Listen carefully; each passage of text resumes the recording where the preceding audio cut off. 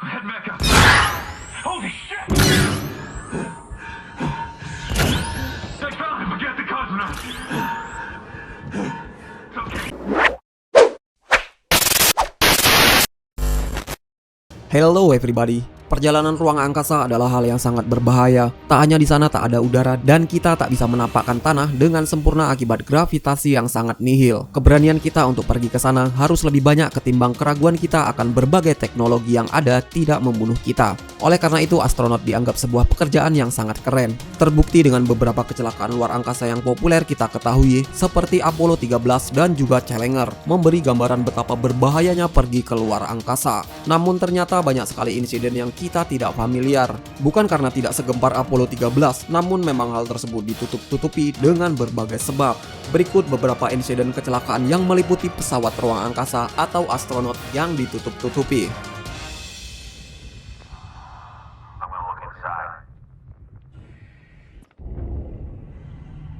Namun sebelum masuk pada video berikutnya, silakan klik tombol subscribe dan like atau share jika kamu suka video seperti ini, agar channel ini bisa bermanfaat dan selalu eksis. Ingat, subscribe, and let's begin.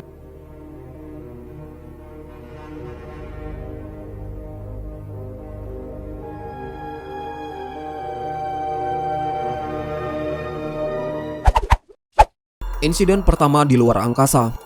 Pada 18 Maret 1965, sebuah pesawat ruang angkasa bernama Foxtrot 2 milik Rusia melesat ke orbit bumi dalam misi bersejarah melakukan spacewalk atau berjalan di luar pesawat untuk pertama kalinya. Foxtrot 2 berisi kosmonot Alexei Leonov dan kosmonot Pavel Balaveyev. Pemerintah Rusia sendiri sangat berambisi untuk mengalahkan Amerika Serikat dalam berbagai misi luar angkasa, dan karena itu mereka agak tergesa-gesa. Alhasil, Foxtrot 2 mengalami banyak malfungsi dan kerusakan ketika sudah meluncur. Namun masalah terbesar tak datang dari pesawat, namun justru dari pakaian luar angkasa yang dikenakan oleh Leonov ketika melakukan spacewalk. Hanya beberapa saat setelah mengukir sejarah, Leonov menyadari bahwa ada yang salah dari pakaiannya. Pakaiannya yang bertekanan tinggi tiba-tiba melambung dan membuat sang kosmonot sulit untuk bergerak. Lebih buruk lagi, pakaiannya yang melambung terlalu besar membuatnya tak cukup untuk balik ke airlock. Akhirnya dia merilis persediaan oksigennya dan memaksa masuk ke airlock sambil hampir mati lemas. Untungnya dia selamat. Tabrakan antara kapal pemasok dan stasiun luar angkasa. Pada bulan Juni 1997, sebuah kapal pemasok tak berawak bernama Progress berlabuh di Mir Space Station. Vasily Shipley mengambil alih Progress dari Mir dengan mengendalikannya lewat live kamera. Masalahnya adalah layar TV tidak memberi persepsi kedalaman yang presisi, yang akhirnya membuat kapal barang tersebut bergerak terlalu cepat. Akhirnya Progress menabrak Mir dan membuat lubang besar di lambung Mir dan merusak panel surya. Stasiun ruang angkasa tersebut akhirnya tak terkendali dan mengalami kebocoran oksigen. Untungnya astronot bernama Michael Volale mampu mengembalikan orientasi stasiun terhadap posisinya dengan bintang melalui hubungan radio dengan stasiun pengendalian di bumi. Akhirnya posisi stasiun kembali stabil.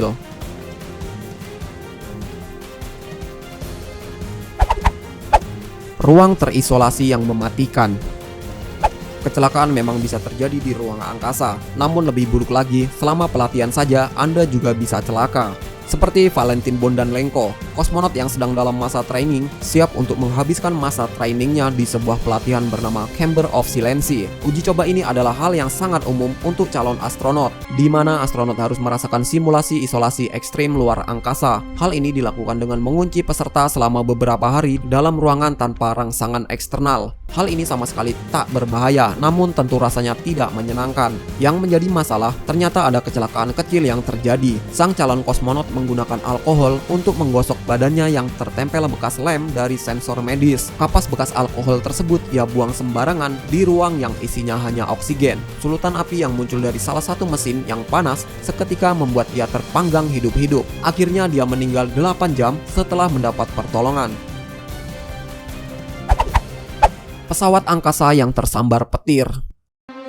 pada 14 November 1969, awan menyelimuti Kennedy Space Center di Florida dan semua orang berpikir akan ada badai terjadi. Saat itu, Apollo 12 dijadwalkan akan meluncur. Meski ada kendala cuaca, akhirnya diputuskan cuaca tak akan menghalangi peluncurannya. Namun hanya 36 detik setelah peluncuran, sepertinya mereka menyesali keputusannya tersebut. Sebuah petir menghujam sebagian pesawat ruang angkasa tersebut, menyentak para astronot dan melumpuhkan sebagian besar peralatan elektronik di kapal tersebut. Tak hanya satu, petir kedua menghujam kapal dan membuat kondisi makin sangat buruk. Para astronot menyadari bahwa mereka sudah lepas landas dari bumi dengan mengendarai kapal yang lumpuh.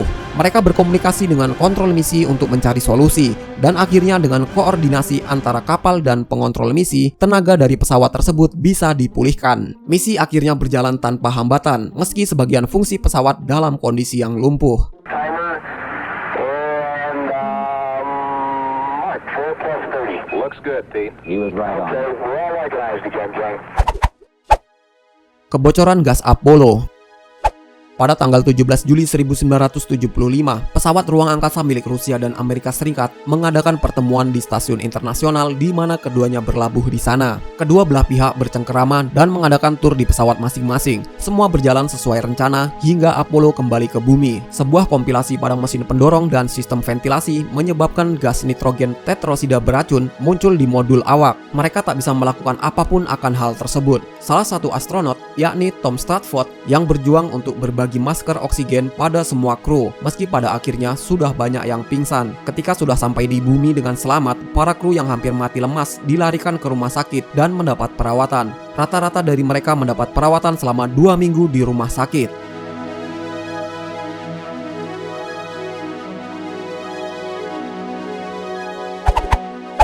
Tenggelam di luar angkasa. Pada Juli 2013, para astronot di Stasiun Ruang Angkasa Internasional sedang melakukan rutinitas spacewalk sampai akhirnya sebuah fenomena aneh terjadi. Seorang astronot asal Italia bernama Luca Parmitano merasa ada air memasuki bagian belakang helmnya. Meski merasa aneh, ia tetap fokus pada misi spacewalk-nya. Sampai akhirnya, air tersebut benar-benar muncul dan mengganggu. Sang astronot menghubungi kontrol misi dan akhirnya misinya dibatalkan. Parmitano tak bisa berbuat apa-apa, padahal air sudah memenuhi sebagian besar helmnya. Lebih buruk lagi, ia berada agak jauh dari pesawat dan harus kembali ke airlock. Untungnya dia mampu kembali ke airlock hanya mengandalkan memori tanpa penglihatan sedikit pun. Dengan air sudah memasuki hidung dan mulutnya, ia berhasil kembali ke airlock dan kru lain membantu dirinya untuk membuang air dari ke helmnya dan membersihkan air yang menempel di wajahnya. Akhirnya diketahui kalau air tersebut muncul karena sistem pendingin di pakaian luar angkasa miliknya ternyata mengalami gangguan dan naik ke helm Parmitano.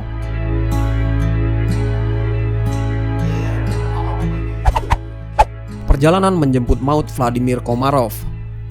Semua orang mungkin kenal dengan Yuri Gagarin sebagai orang yang pertama kali berada di luar angkasa. Masalahnya, Yuri Gagarin tak mungkin sendirian dan masyarakat hanya kenal dia seorang. Benar, ketika itu Gagarin di luar angkasa bersama kosmonot lain yang bernama Vladimir Komarov. Komarov tak seberapa terkenal dibanding dengan Gagarin. Komarov yang kurang tenar ternyata mendapatkan penawaran yang cukup menggiurkan dari pemerintah Rusia untuk sekali lagi berangkat ke luar angkasa. Rusia yang ingin merayakan 50 tahun revolusi komunis di negara tersebut ingin menambah satu lagi pesawat luar angkasa yang aktif. Komarov didapuk sebagai pilotnya.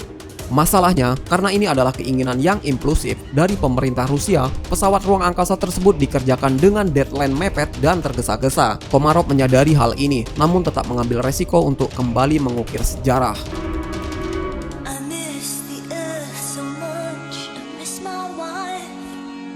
Akhirnya pada 23 April 1967, Soyuz 1 dinakodai Komarov menuju ruang angkasa. Namun hanya sekejap mata saja, pesawatnya mengalami malfungsi. Berbagai hal mulai sistem pendorongnya yang rusak dan sistem keamanannya yang juga error, membuat pesawat ini menghujam bumi dalam kecepatan tinggi setelah sempat mengorbit. Pesawat dan Komarov pun terbakar dalam gesekannya dengan atmosfer, dan Komarov sendiri hampir menguap.